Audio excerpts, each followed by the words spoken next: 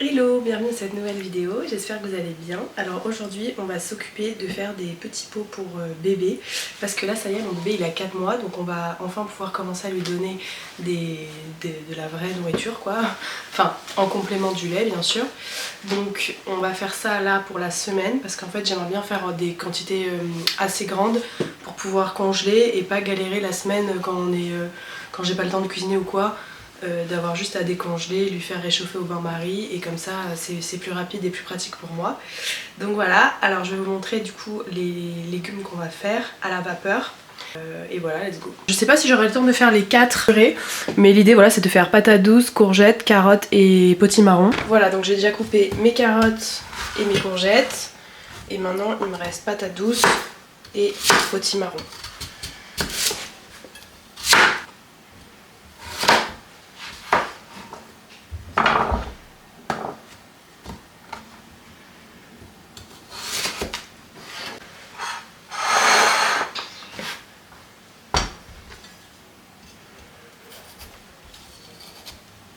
Je galère.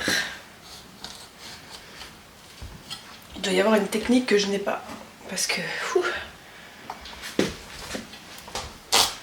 Voilà. C'est sportif ça. Je pense. Celle-là elle est grosse. Je vais faire la petite moitié. Je vais vider ça.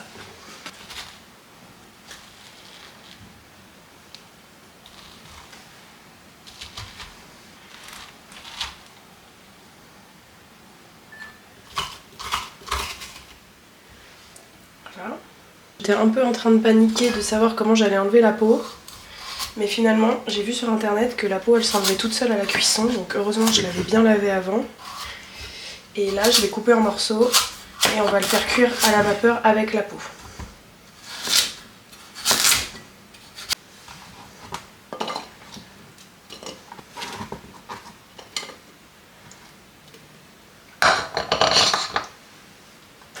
Voilà, donc là j'ai découpé tous mes légumes. Donc on va passer aux cuissons. J'ai oublié de le dire mais tout est bio. J'ai tout pris bio pour le bébé. Moi c'est vrai que j'achète pas spécialement des légumes bio. Mais là, le pédiatre m'a dit que c'était mieux. Donc bon, je me suis dit allez ok let's go. Et voilà, c'était juste la petite parenthèse bio. Donc pour faire cuire les purées, je vais utiliser ça. J'ai pas acheté de baby cook ou quoi là. J'ai vu qu'il y en avait qui achetaient ça. Tout simplement parce que moi je fais déjà pas mal de base des légumes vapeur. Et j'ai ça, donc en gros je vais juste continuer d'utiliser ça. Et après je mixerai avec mon blender. Et si je m'en sors pas j'achèterai un truc exprès. Mais en fait je sais pas, j'ai l'impression que ça sert pas à grand chose d'acheter un truc exprès. Enfin je me rends pas trop compte encore vu que déjà c'est la première fois. Donc voilà. Du coup le temps que l'eau se mette à bouillir, je voulais vous montrer aussi les petits pots que j'avais achetés. C'est mon mari qui les a pris sur Amazon. Je les trouve très chauds et... Voilà, ils ont l'air de bien se fermer, le capuchon est en plastique. Et en gros je pense que j'en ai 12 je crois. Ouais, j'en ai 12. Ils ont l'air bien, je les ai lavés et tout. Je peux les congeler et après j'aurai bien plus que pour 12 pots là je pense. Donc j'ai des petits sachets hermétiques que je vais vous montrer. Des petits sachets comme ça. Que j'ai acheté à Normal. Parce qu'il y en a un à côté de chez moi. Et c'est ça la boîte. Voilà, c'est les plus petits que j'ai trouvés.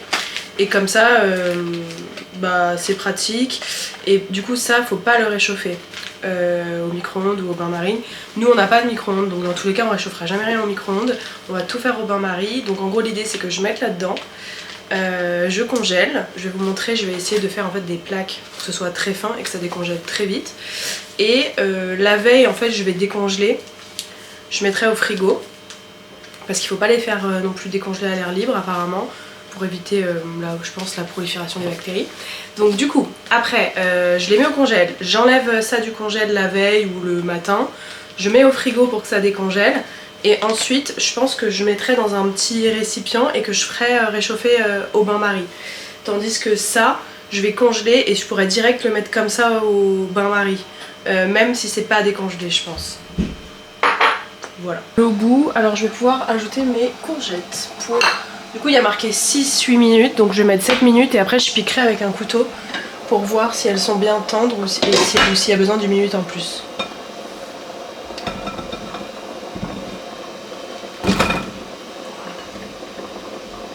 Hop.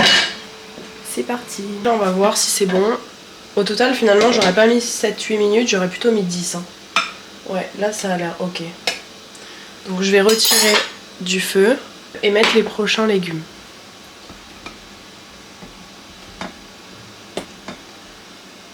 Voilà. Donc maintenant je vais faire les carottes. C'est parti. C'est parti pour voir si les carottes sont ok. Pas du tout. C'est pas du tout ok. Même les petits morceaux. Et j'ai mixé du coup les courgettes. Donc j'ai mixé, c'est marrant avec la lumière on dirait qu'elle est jaune alors qu'en fait elle est hyper verte, genre vert fluo. Bref, j'ai mixé au blender, j'ai attendu que ça tiédisse, j'ai mixé 2 fois 60 secondes pour que ça soit vraiment très lisse, très onctueux comme ça. Et après j'ai vu que, comme je sais pas si vous voyez mais il y a un peu des petites bulles d'air. Et du coup il faudrait idéalement que j'enlève ça en remuant délicatement. Donc c'est ce que je fais, j'ai l'impression que ça a enlevé déjà pas mal de bulles d'air. Et ensuite je vais attendre encore que ça tiédisse avant de remplir mes pots. Voilà. Ça donnerait presque envie. Mais je sais que ça va pas avoir trop de goût parce qu'on peut pas mettre d'épices. Donc voilà. Moi après j'adore les courgettes. Donc voilà la première petite purée. Elle est pas trop liquide quoi, elle tient à la cuillère. Genre c'est liquide, enfin c'est bien lisse, mais finalement si on met dans une cuillère, ça tient quoi. Voilà, j'espère qu'il va aimer. J'ai ouvert tous mes petits pots, je trouve ça trop satisfaisant, j'ai trop hâte de les remplir. J'ai mixé pareil un peu plus longtemps et j'ai rajouté quand même pas mal d'eau de cuisson, ça c'est la purée de carottes. Et du coup, je vais la mettre là-dedans pour attendre que ça refroidisse et enlever les bulles, comme pour l'autre. Ça m'en a fait vraiment pas mal, je crois que je vais séparer en 2 bols. Et d'ailleurs je vais commencer à remplir mes petits pots de courgettes parce qu'il faut pas, je veux pas laisser trop longtemps à l'air libre. La texture elle est nickel. Mais j'ai rajouté pas mal d'eau dans celle-là par rapport aux courgettes. J'imagine que c'est normal. Parce que les courgettes lâchent quand même pas mal d'eau.